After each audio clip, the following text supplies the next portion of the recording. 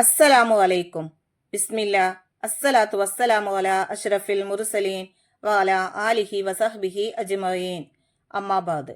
ഇന്ന് നമ്മൾ നോക്കാൻ പോകുന്നത് ക്ലാസ് 5 ഫിഖ്ഹുൽ ഇസ്ലാമിലെ രണ്ടാമത്തെ പാഠത്തിന്റെ തദ്രീബാത്ത് വർക്കുകളാണ്. നിങ്ങൾക്ക് വീഡിയോ ഇഷ്ടപ്പെട്ടു കഴിഞ്ഞാൽ ചാനൽ ഒന്ന് സബ്സ്ക്രൈബ് ചെയ്യുക, ലൈക്ക് ചെയ്യുക. നിങ്ങളുടെ അഭിപ്രായങ്ങളും നിർദ്ദേശങ്ങളും കമന്റിൽ അറിയിക്കുക. നമ്മൾ ഈ ഷോർട്സിൽ തദ്രീബാത്തിലെ കുറച്ച് പ്രവർത്തനങ്ങളാണ് നോക്കുന്നത്. നിങ്ങൾക്ക് മുഴുവൻ പ്രവർത്തനങ്ങളും ആവശ്യമാണെങ്കിൽ നമ്മുടെ വീഡിയോയിൽ പോയിട്ട് നോക്കിയാൽ മതി. തദ്രീബാത്തിലെ ഒന്നാമത്തെ പ്രവർത്തനം നുജീബ്, ഉത്തരം എഴുതാനുള്ളതാണ്. 1. ചെറിയ അശുദ്ധിയുള്ളവർക്ക് ഹറാമായ കാര്യങ്ങൾ ഏതെല്ലാം? അതിന്റെ ഉത്തരം നോക്കൂ.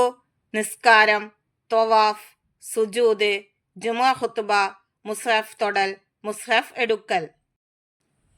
രണ്ടാമത്തെ ചോദ്യം, ജനാബത്തുള്ളവർക്ക് ഹറാമായ കാര്യങ്ങൾ ഏതെല്ലാം? അതിന്റെ ഉത്തരം നിസ്കാരം, ത്വവാഫ്, സുജൂദ്, ജുമുഅ ഖുത്ബ, മുസ്ഹഫ് തൊടൽ, മുസ്ഹഫ് എടുക്കൽ, ഖുർആൻ പാരായണം, മസ്ജിദിൽ നിലകൊള്ളുക തുടങ്ങിയവ.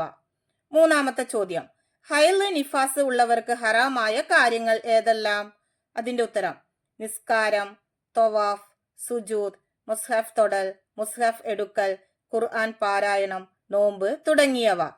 നാലാമത്തെ ചോദ്യം, കുളിയുടെ നിയ്യത്ത് എഴുതുക. അതിന്റെ ഉത്തരം വലിയ അശുദ്ധിയിൽ നിന്ന് ശുദ്ധിയാവാൻ ഞാൻ കുളിക്കുന്നു. അഞ്ചാമത്തെ ചോദ്യം, കുളിക്കുമ്പോൾ എവിടെയെല്ലാം വെള്ളം ഒഴുക്കണം? അതിന്റെ ഉത്തരം ശരീരത്തിലെ മുഴുവൻ ഭാഗങ്ങളിലും വെള്ളം ഒഴുക്കണം. ആറാമത്തെ ചോദ്യം, ആരാണ് വലിയ അശുദ്ധിക്കാർ? അതിന്റെ ഉത്തരം കുളി നിർബന്ധമായവരാണ് വലിയ അശുദ്ധിക്കാർ.